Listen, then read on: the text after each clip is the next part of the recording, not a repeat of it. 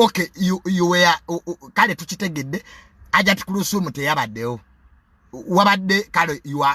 oyagala nawe kutaasambira lwaki Tewekubye Akasabuuni Acram singa wagenze mu kinabiro ne Tewekubye Akasabuuni bino nda tebyandibaddewo abantu abo muyima bubi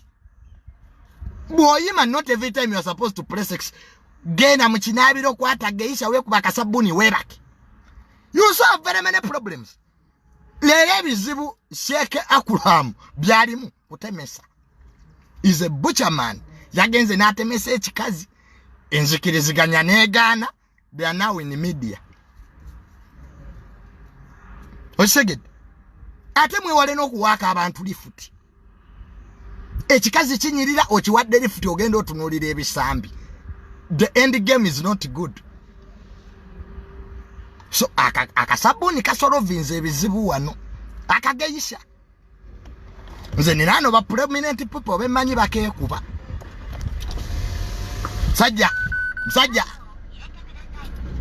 omusajja ashopinga ebitole bya geyisha ewuwe kuona bakazi I think that's why very many men nowadays women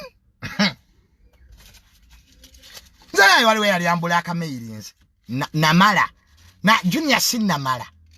nga me am done maze mu junior totusiza ku ntiko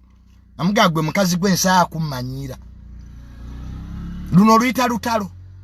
genda we mazise nina mataka go kusolovinga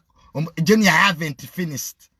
we started twatandikidde kumu kati ongamba otati gwe tonnamala is this a marathon